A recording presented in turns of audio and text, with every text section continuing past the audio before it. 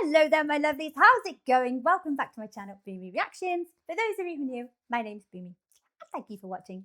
Now today, guys, I'm going to have to catch back up with Laurence from Lost in the Pond. It's been far too long since I caught up with one of his videos. So today, we're going to be watching how to tell Americans and Canadians apart. So I'm assuming we're talking strictly about accents. This might get me in trouble or anger a lot of people out there. Is there any other differences? Obviously, besides, the obvious. How else do you tell Americans and Canadians apart? And I don't know why that would offend anybody, but, to us Brits, we hear certain things in the accent, and I think our brains are quite wired to listen for certain sounds, and we assume it's an American accent. I'm only talking about accents. I don't know how else. What else is the difference besides where you come from? But yeah, the accents. Our ear will listen to certain sounds and just naturally assume that it's an American accent. So, what is it about the Canadian accent, or that that we can hear for? What the difference is besides the A's and the aboutes? So let's check this out, guys. And as ever, if you are enjoying these reactions, please consider liking and subscribing to my channel, my lovelies. Thank you so much. If you're interested, I have a Buy Me Coffee account, and that link is over here. Hello. I need to admit something to you that I don't think I've ever said publicly. Oh, before you do, Laurence, this is one of Laurence's more recent videos, isn't it? Oh, hello. Well, there's a kind of mutton chops going on.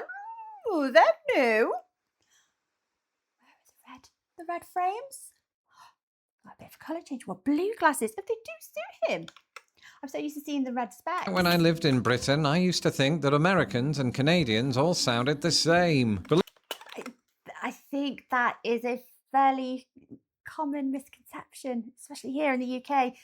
Again, I think it's because we hear certain sounds and accents and we just instantly assume it's American. Let me tell you, now that I live in Chicago, I've met my fair share of Canadians, even though some of them turned out to be from Minnesota. And they don't entirely sound like Americans, because while it is true that there's a lot of crossover between American and Canadian English, subtle differences do exist in vocabulary, spelling, and pronunciation. For instance, because Canada wasn't included in the American spelling reform of the 1820s, many of their words follow British spelling. Stay tuned until the end to find out which ones in the meantime.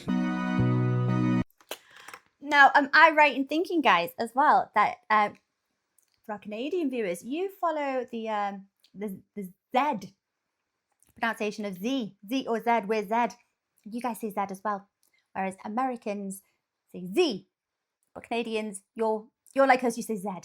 Is that right? So a few years ago, my wife and I were watching the Netflix series Anne with an E, which is set in Canada, and all the way through it, the main character keeps saying the word sorry, but she pronounced it in a way that I've never heard, and I've been alive for a few years. How did she say it? For a few years. Sorry. Sorry. How would the Canadian accent? I am so extremely sorry. Sorry. And at first, I thought it was this actress being weird. And then I heard it from a Canadian YouTuber, and then another Canadian YouTuber, and another one. Until I put two and two together and realized, no, this is just how a lot of Canadians say the word sorry. No. Okay, sorry. I'm so sorry. Does that work? Okay. Yeah. I mentioned earlier that Canada did take on many British spellings. Stay tuned for that. But what about pronunciations?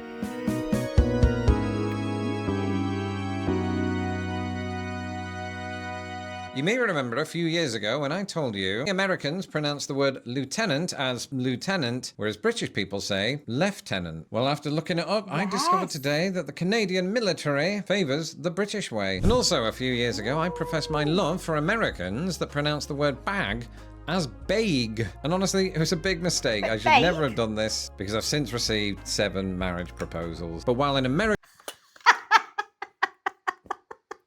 Laurence, you would have received those regardless, especially with those new glasses and mutton chops. Vague. I don't think I've heard that one. So the American accent, or when we're talking about generalized kind of American accents anyway. Bag, bag. So this is bag, bag, bag. Okay, that difference is quite subtle, but again, to a foreigner's ear, to a British ear, that sounds very, very similar. Bag, bag, like a egg. American terms, that is a niche way of saying the word bag. In Canada, this apparently is a more widespread way of saying it, making Oh, so it's Canadians also in some 17% American accents. sexier. But it's not just the way Canadians speak, it's sometimes the words they use. I'm all about that. Yes, ma'am. The ma'am.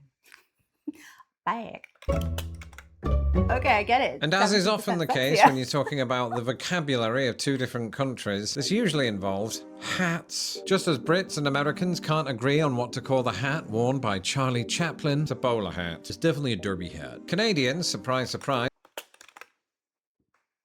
I'm much more ignorant than both of those. I would have called it a top hat. I don't know what I would have called that. I think I probably would have known the British, the bowler hat. I would have known what that is if someone said that to me. But if someone said, what hat does Charlie Chaplin wear?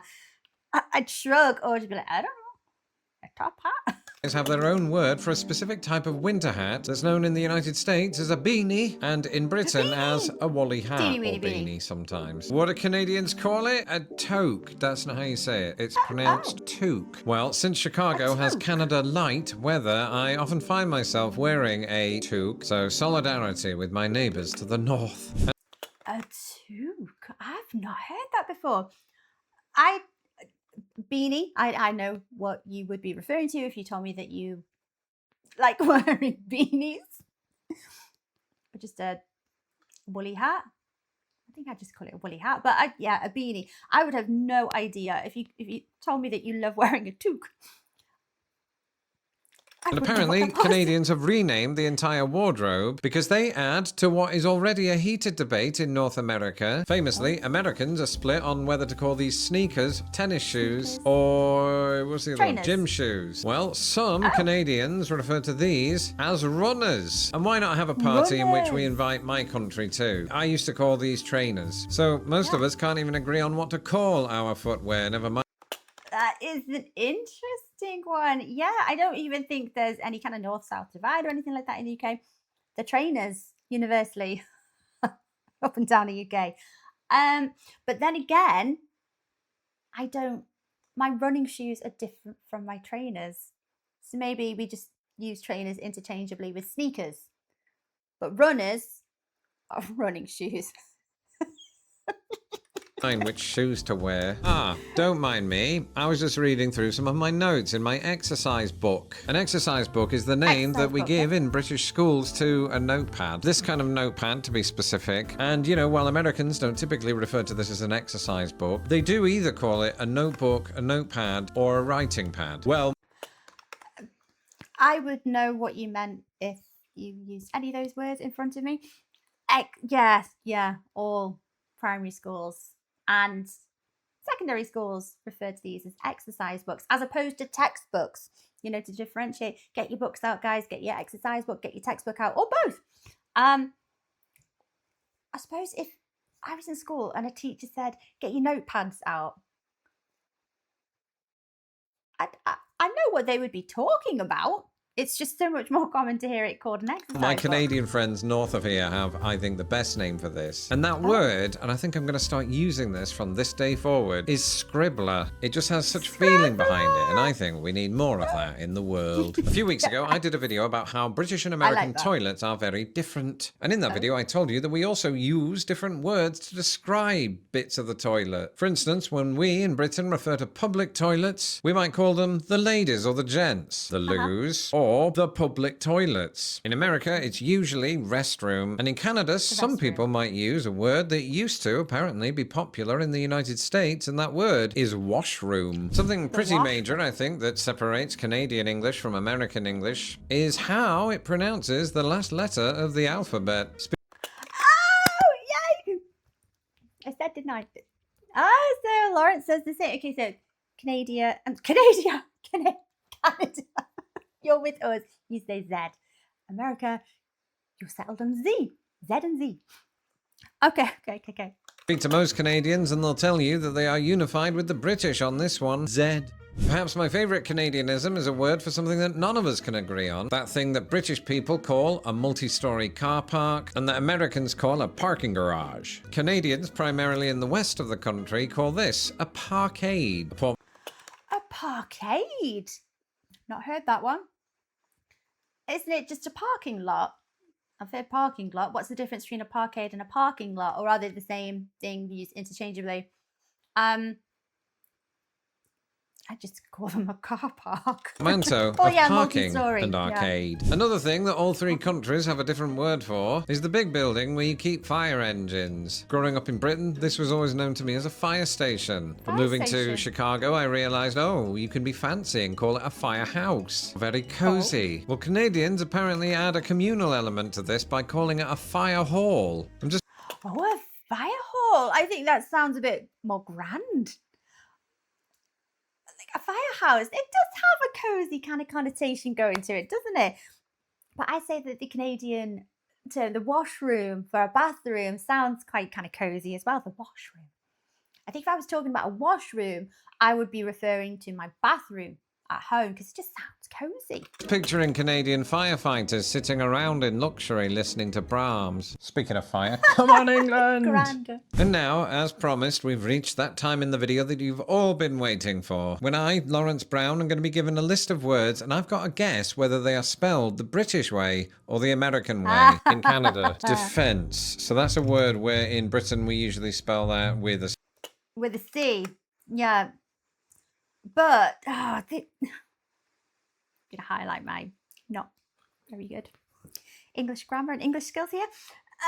If I saw this word spelt like this, my I don't even think my brain would notice. I wouldn't even register it. It would mean the same thing. I would probably skim over that word and naturally just assume it. I wouldn't even detect that it was spelt differently. C, and in America it's with an S. I think this is another example of how the 1820s changed all this for American English. Probably didn't for Canadian English. I bet Canadians spell it the British way. There you go. This is easy so far. Travelling, Okay. which I suppose has two L's Travelling, 2 L's. We spell that with 2 L's. in British English and only one usually in American English. I'm not entirely sure with this one. Canadians probably go with the Americans on this. Oh, okay. Wow. Aluminum. Ooh.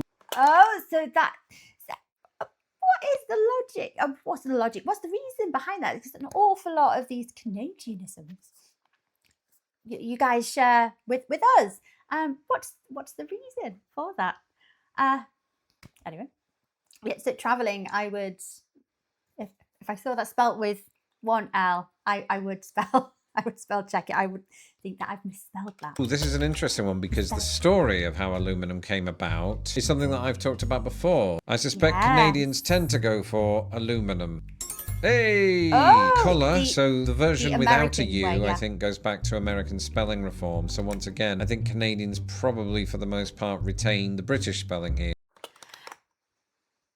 Really? Now, I would say this is an interesting one because I understand dropping the U in colour because that's got to be so much easier for children to learn spellings and things like that. Just dropping the U because it doesn't really. I don't know. I think you'd naturally assume that it mutated the way that you said it to colour. So I wouldn't be surprised if Canada, you follow the Americans on this one. Let's see. Keep the U in. That's correct. Oh! Laurence has been living with you for a while. He knows. This is a similar one. I think words ending in the RE suffix were by and large changed to an ER spelling here in Yeah. the US, but Canadians are unlikely to have made that change, especially since they are also influenced quite heavily by French. This is an interesting one that I've also done a YouTube short about. He's a clever fella. The reasoning behind that. Yeah, okay, I get it. Curb, as in that part of the side of the road, is a word that No, I grew up C-U-R-B. spelling K-E-R-B. However, Really? Now that's an interesting one, Laurence. I've been brought up to spell it C-U-R-B. I mean, I don't think we've grown up that far away geographically, maybe a few years apart, just a few. But Americans, you spell it C-U-R-B. So how do I was brought Canadians up to spell think it? that. I think when it comes to things like roads and road travel, Canadians probably align more with Americans, I assume. Because this is all stuff that came later in the 19th century, when Canadian English was probably getting more influenced by American English. So I think that Canadians probably spell it C-U-R-B. All right, perfect. He's almost got a perfect score here. There's only one that you got wrong. Tire, a car tire or a bike tire. The Oh, yeah, we're Y-R-E. British used to spell it the so-called American way until they changed it. But I bet among Canadians it's spelled T-I-R-E. Amazing. I'm more knowledgeable than I thought. Anesthesia. In Britain, we spell it A-N-A-E. Yeah, we're obviously going to go the more round the world kind of way to spell things, aren't we? So we're definitely A-N-A-E. Okay. But then I can understand dropping that second A. S-T-H-E-S-I-A.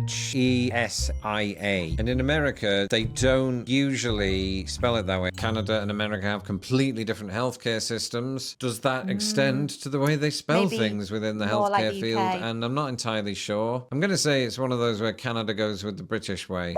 Really? Oh, wow. Well, Canadians, I can tell you that probably numbs the pain from having to spell it the British way. My thanks to today's guest, Canada. May you return for more appearances in the future. And to you watching at home, if you've not yet subscribed to this channel, do that now. And in the meantime, keep watching. Hello. Laurence's voice. That last one was very surprising. Are there any? So I know Laurence has been living in the US for quite a while now, hasn't he? So he's definitely got an awful lot more knowledge than I would, which isn't much for me. But there's some good educated guesses there. I think not a lot of them are guesses. I think he actually knows which spelling that Canada would take on, the British spelling or the American spelling. But that last one does surprise me. And I am inclined to go along with the logic of Laurence in that, you know, you've got different healthcare systems. And if, you know, being influenced with by a fair few British ways of spelling things, I would have thought that would have been anesthesia, like the way that we spell it. Is there a rhyme and reason to it? Very, very interesting. Guys, I hope you enjoyed watching along with me. Take care of yourselves, and I will see you next time. Bye-bye.